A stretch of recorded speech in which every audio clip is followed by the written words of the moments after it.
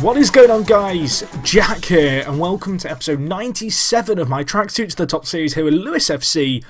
And today I've got for you guys our end of season review for this, our 10th season at the club, and a memorable 10th season it's been too. If you missed the last few episodes, go check them out. If you've been enjoying this series, great. I just want to start off by really giving a massive thank you to you guys who have been watching this series. It's quite rare for me actually to be recording an episode the day it's being uploaded, but that is the case today. I appreciate there's been a few days without an upload, just needed a little weekend off, I had a few things come up. What you guys don't know is I've actually had that backlog up to the Champions League for a little while, so I've had kind of a nice few weeks just to have a little bit of a break from FM. I played a bit more Eastside Hockey Manager, which if you've been one of the people who's been watching that series, thank you for watching it. If you've been one of those people who's maybe not clicked it because you don't know anything about hockey or it just doesn't interest you, I'd actually recommend you check out the Let's Play, even if you only watch the first episode, just to give it a go, because it's been a refreshing change from me, and I appreciate it's around this time of year where people perhaps get a little bit tired of FM. But anyway, I digress. We are going to be talking about this end of season review now. But yeah, just a massive thank you, I guess, for your ongoing support. One thing I'm just going to bring your attention to immediately: the transfers. What's going on? Well, we had some offers. I haven't had any offers for Lewis. For some reason, I've got a bid from years ago just stuck in my outbox, and the same for Iheanacho. A little bit confusing. Although we have actually got an offer going in progress that might see Kelechi Iheanacho leave us. Another possible sale. I say possible because it's kind of looking like it might happen. Suarez might be leaving for £79 million. And if that isn't a reason to stick it around and kind of anticipate next episode to find out what happens on those transfers, I don't know what is.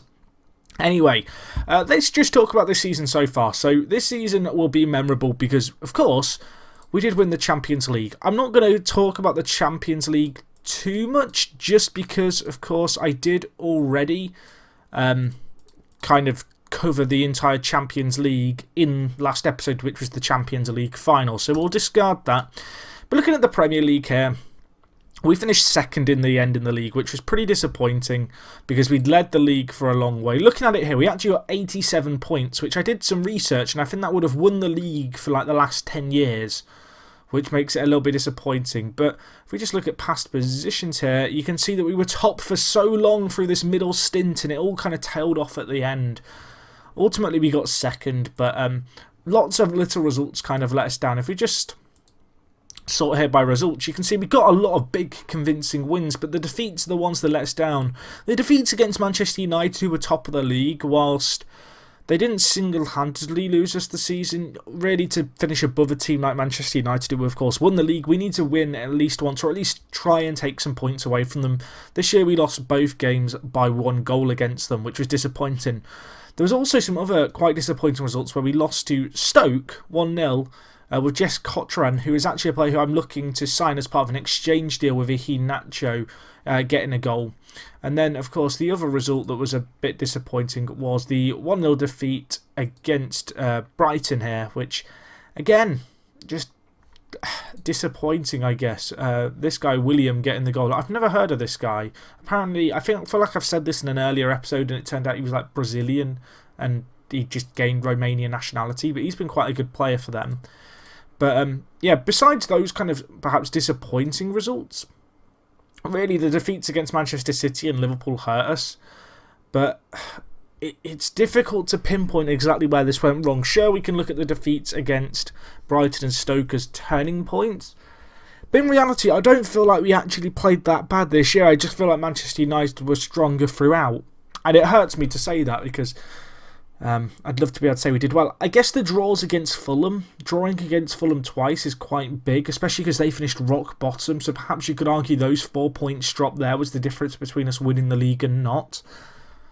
But yeah, that's kind of what went on in the Premier League. I feel kind of in mixed emotions, I guess, about this entire season because we ended it on such a high, but it could have been an incredible season. You can see, looking at the Premier League stats, Matthew Lewis with 41 goals, which is a Premier League record. Sanogo with 19 assists, too, was a really impressive performance. If we look at the other player stats here, I don't know who else is going to come up. Oh, Kuaku on joint second with most games won. Jean Carlos Martinez getting the highest shot on target percentage, and Batagelli also up there as well. I don't know what you can really read into that. You can also see a few other things here, like Matthew Lewis with 9 player of the matches. So anyway, that's a little bit about that. If we look at the team stats, a lot of these are kind of short-term things, but you can see we did score the most goals in the league. Our defence was a little bit disappointing, really. You could perhaps argue that helped kind of contributed a little bit. That is something I'm going to look to overcome this year. We did end up having the best goal difference in the league by such a large margin because we scored so many. But our inability to defend at times really did cost us. I mean, if we look at it here, we conceded 44 in 38, which actually isn't terrible. It's probably not title-winning defending, but given the amount of goals we scored, I thought we could overcome that, but we didn't. And that's kind of on my head, I guess. You can see penalty pool finishing top of the penalty charts. If we look at average attendance by capacity, we filled our stadium every game. That is something that is being addressed. If we look here, we're expanding our stadium. Our youth facilities and training facilities are being improved. Our stadium expansion isn't actually going to be done until around 10 months' time, so towards the end of this year that we're now going to be entering into. If we just look at our facilities and stuff, you can see here we were predicted to finish 5th, so 2nd certainly isn't anything too bad. Club value is 868 million with 15 million pounds in loan debt. Club legends, we are there, so is Terry Paris and Matthew Lewis, of course. You can see in icons Kelechi Iheanacho, Alex Samuel, who's now ended up at Wigan, who had a pretty good year for them, getting 8 goals in 15. And also Sinogo there and Juan Carlos Leon under the favourite personnel. So anyway, that's kind of what's gone on there. A few people asked me, and they keep asking me, so I'm going to answer this for about the 2nd time, I think, in this series. But people ask me, oh, Jack, what job offers have you had? I had a job offer from West Ham a few years ago now. I haven't actually had any job offers since then. But if we just look at my manager profile real quick, if I can remember where it is. I just had it in front of me and I clicked off it. Jack, you are a genius. You can see here that we have a very good reputation as a manager at this point. We'll have a quick look through these stats whilst we're here. So we've played 525 games, 308 games won. You can see here some of the attributes. You can see we are still the tracksuit manager at heart. Our player knowledge and youngster player knowledge is pretty decent. If we look at the overall information, you can see a little bit about my player here. Sunday League experience, of course. Reputation is now continental, and we have got some coaching qualifications going. That's something we might look to improve even further. If we look at my overall history, you can see we've now been in charge of the club for 3,625 days, winning 15 awards, earning £3.8 million in wages, 0 days spent on holiday. Very proud of that, because that's a mistake I made on my FC United and Manchester save, was to holiday through one summer, and I always had this kind of little small percentage, so to have that on 0 is nice. You can see in terms of total value of players sold, we've sold £103 million worth of players. Total value of players bought, £114 million. The biggest signing being Suarez and the biggest sale being Mijailovic, who we actually sold to PSG for £28 million, and then they sold him on to Galatasaray for £5.5 million. So I guess you could argue we got the better out of that deal. Anyway, you can see some of these other stats here. Our win percentage sits at 58%, which is pretty solid all in all, especially considering the way that we've gone up through the leagues. You'd expect it to be a little bit lower than that, perhaps. So that's that. In terms of the other competitions that are in besides the Premier League, if we just have a look at it here, the League Cup, or the Capital One Cup, was pretty disappointing. We went out in the semi-finals on away goals after extra time, which hurts to say because, well, you can see here we were leading, and with 20 minutes left we conceded, and that Jordan Henderson goal was enough to take it to extra time, and then eventually Liverpool winning on away goals. And in the FA Cup, a similar story. We crashed out in the semi-final again there. This is a season where we really could have won the quadruple. We could have won the League Cup, we could have won the FA Cup, we could have won the Champions League, we could have won the Premier League. And in the end we come out, I guess, just a little bit short on everything, which is a little bit disappointing. Anyway, looking at the biggest wins of the year, you can see in pre-season we had some ridiculous wins, but the biggest competitive win was 9-0 against Cardiff, which was a pretty decent performance to say the least. Alexander Haas and Matthew Lewis getting a hat-trick. Of course, Matthew Lewis performing really well. I actually have a series idea involving Matthew Lewis that I've not done yet, and I'd be interested to know if you guys would like to see it. But basically, the plan would be to load up my save, because I keep weekly auto-saves of this save, right at the very start, just before I signed Matthew Lewis. I'd resign as Lewis manager, and I'd then holiday like 10 years to this point, basically, in the future, maybe further if the save goes on further. And we'd see where Matthew Lewis would have ended up. It'll be called something like Lewis without Lewis. And maybe we can also look at a few players like Joe Robinson, Ben Bacon, a few of those first-year regens, and Craig Mullen, and see what might have happened to them if we hadn't had the success we'd had. But also look at Lewis, see if they would have continued to storm up the leagues or if they would have struggled. If you'd like to see that series, let me know. It could be a fun little experiment just to kind of see what could have been, I guess. But you can see that game we absolutely dominated. So speaking about some of the rearguard, players like Ben Bacon, Joe Robinson, people have been asking me for this 10th year in review to go back and look at some of our best players. So we'll start by having a look at our overall best 11. I should point out that this overall best 11 doesn't feature the stats from this year. So Matthew Lewis's goal scored is way over 250 at this point, I do believe. But yeah, we'll have a look through some of these players. So we won't go into too much detail about the players who are still at the club, but we'll look at some players. So we'll start off with Henry Muggeridge, who, as you can see here, is at Rushall. He's 30 years old, this man. Unfortunately, we don't have that great a scouting knowledge of him, but you can see, since he left us back in 2017, he's had a few different spells here, there and everywhere. Initially, we loaned him out to Hereford. He then went to Margate on a free. They actually got promoted that year with him in, and then he went down to Hereford and got promoted with them, and now he's gone to Rushall. So he's kind of hovered around that conference level. Henry Muggeridge, of course, one of the best young players when we first started at the club. Good to see him have an okay career. Pierce Sweeney, a man who we signed back when we were in the Championship, he has really declined as a player. But you can see here the 29-year-old, he's playing in the Championship for Derby. If we look at the Championship League table, you can see a Derby, a mid-table team on this. So he's doing an okay job for them. That's kind of the level where I expected him to play. Of course, that's the level where he really excelled for us. He joined us in League 2 and he's done well. We then have Harry Yan, who's still at the club, and then Cameron Borthwick-Jackson, who we did sell to Charlton. You can see Charlton here were in the Premier League when we sold him to them. Since then, they have been relegated, and to be honest, he's been pretty disappointing for them in the last 2 years. If we look at where Charlton are in the league, they finished just outside the playoffs in 7th. But he's played a decent amount of games for them. He's actually played 60 in total.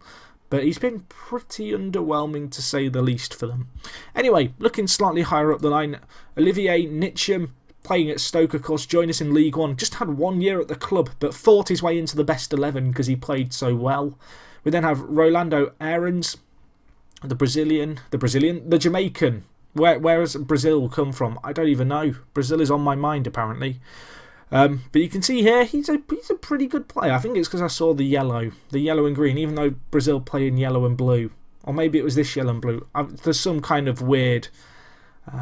what's the word when you have kind of messages hidden in a screen or in a video, and I don't know, subliminal messages, that's what I'm looking for. There's something about Brazil on this page, I don't know what. But he's done quite a good job for us. Of course, he left us to go to Freiburg in Germany. You can see he joined them for £9.5 million. And to be honest, he's not been a £9.5 million player for us, or rather for them.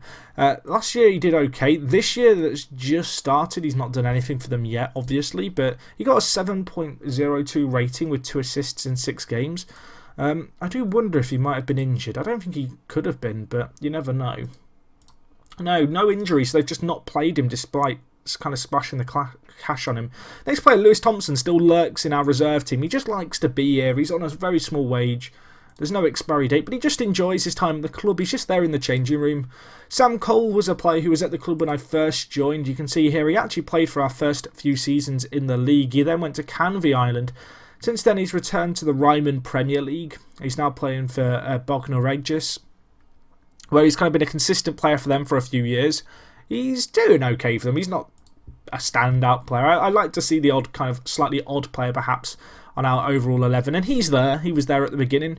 Then looking at our front two, we have Kelechi Iheanacho, who, as I alluded to at the start of the episode, may be moving on at this point. Been a good player for us for a number of years, but I think what we can get from him is probably more than what he's worth to us. And then, of course, Matthew Lewis, who's just incredible. Not much more needs to be said about him. On the bench, Craig Mullen. A few people commented at the end of this season saying, why don't you play him so he gets that one game that he needs to play a game every season?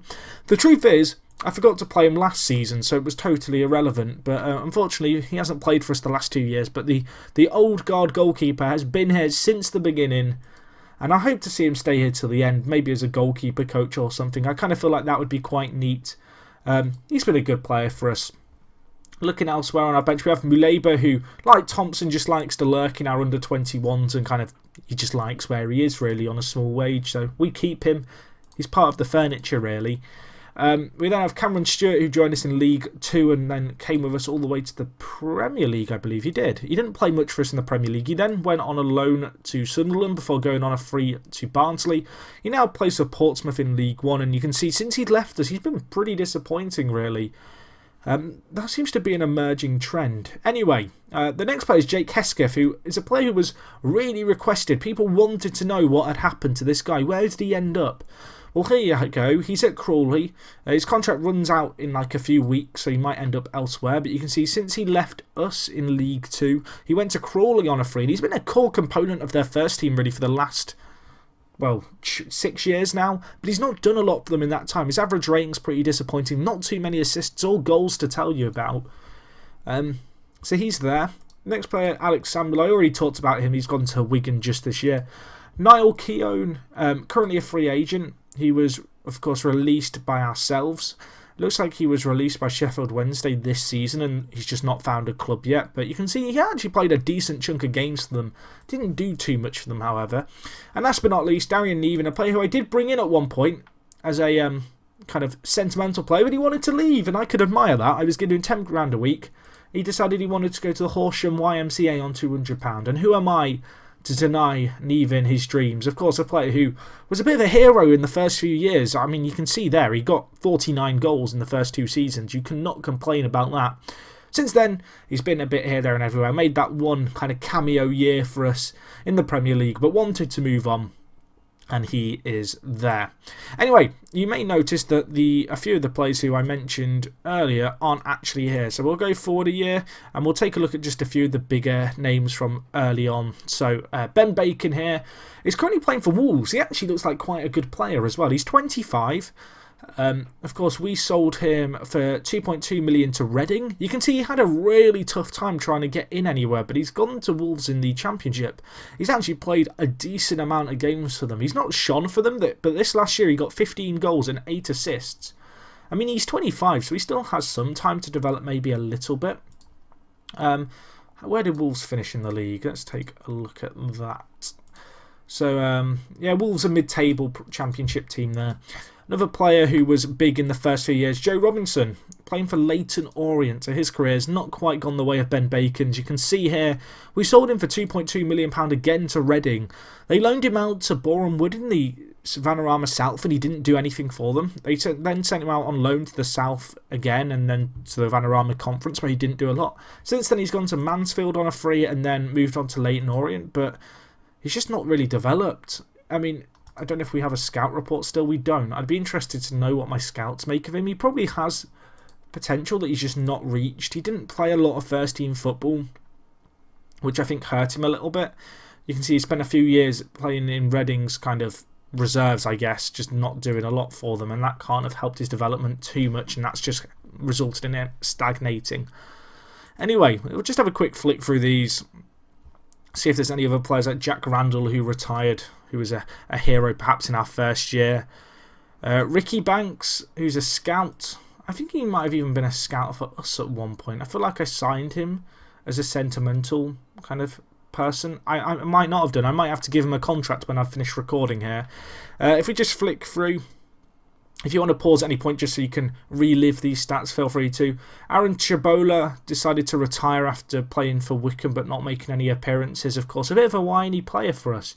He moaned about lack of first team football. I'm surprised he retired because he wasn't a bad player by any means, but clearly he just wasn't enjoying the game anymore. Zach Answer here, now playing for Garforth in the Northern Countries Eastern Prem. He's actually doing okay for them, but slightly bizarre to see him drop down that low. I can only assume that his injury proneness has caught up with him. And yeah, okay, his injury proneness certainly has caught up with him. There's a lot of injuries on this list. Torn hamstring, broken arm, sports hernia. So that would explain his kind of decline. Marcus Barnes, a player who was big for us at the beginning, gone on to become a Jamaican international. Plays for Wrexham in League 2. Did a decent job for them, really, for a few years. You can see he left us when we were in League 1, and he's been solid for them.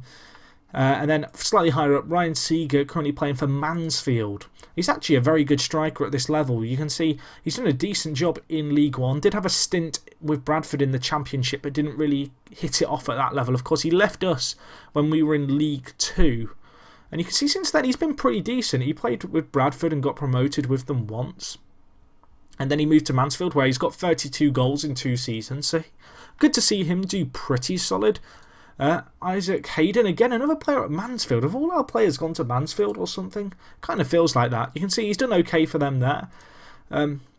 If we go even further ahead, I'm just wondering if there's any more players who jump out at me. I don't want to spend too long rambling through, but people asked for me just to have a look at a few players and see what they're up to. Shea Ojo we sold this year to Brighton. He's had a pretty decent first year. Probably not a £10 million player, but he's done a job for them. Aaron Armstrong, who we had on loan when we were in the Championship, he left to go to Bournemouth. He actually has had a lot of transfers in recent years. You can see here, went to Brentford from Newcastle, then went to Tottenham for 2.5 million and really didn't hit it off in the Premier League. Since then, gone to Bournemouth in the Premier League and really struggled. So, disappointing for him.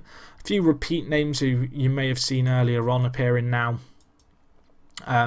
Quick look at Human Tariq, who of course we had for just the 1 or 2 years. Yeah, 1 or 2 years. You can see he's now gone to Torino for 3.5 million. Did a pretty good job in Turkey, but he's not that incredible by Tariq's standards and how good he can become. But he's not a bad player by any means. I think that kind of wraps things up. I think the more recent we get, the less the squad's going to change, and the less kind of players of real significance who we let go are appearing. Yeah, I think that's everyone. I guess Denswell here was a bit of a hero when he was at the club. He's done quite well for West Ham. Probably not £13 million worth. Just looking back through these players, it seems like I got very good value for money in terms of the money that we got in return for the players we sold in a lot of these cases, which is pretty decent. Of course, I believe in this year of FM, I think it was this case in FM 14 too, but the kind of AI managers do look at the form of players and consider that when giving transfer bids rather than just looking at how good the players are. But all in all, we're getting pretty strong, aren't we? If we look at just a quick look at the Lewis history, I feel like I've rambled a lot this video, but I've tried to cover everything in as much detail as I can. So we've got that one-time Champions League winners. If we look at the competitions, you can pause here if you want to have a look at these. If we look at managers, we've been at the club for 9 years, 338 days. Records here, you can pause again, but Matthew Lewis, most appearances for the club, most goals for the club, Matthew Lewis. These are league goals and league appearances. He's got 215 league goals, 238 league appearances. He's also got the most goals in a season, which was this season with 41 in the league. Highest average rating is actually Iheanacho's to hold on to. David Proctor, youngest ever player, currently plays for Brentwood. There you go. He Hall of Famer right there. Oldest goal scorer, Joe Allen, only 33 years old. That is quite young for an oldest player, but then we don't really have that many old players, so I guess that makes sense. Matthew Lewis with the fastest goal in 12 seconds, and he also has most goals in the match with 5. In terms of best sequences, you can pause here if you want to look at it, but games without losing, we went on a 24-game without losing streak in 2015, and we also won 14 games in a row in that time too. So it's the biggest win, 9-0 against Cardiff. Biggest defeat, 5-0 against Tottenham. Highest scoring game, 5-6 defeat, I believe that was against Liverpool. Anyway, that's going to wrap things up from me, guys. Hopefully you have enjoyed this video. As always, if you have, smash the like button.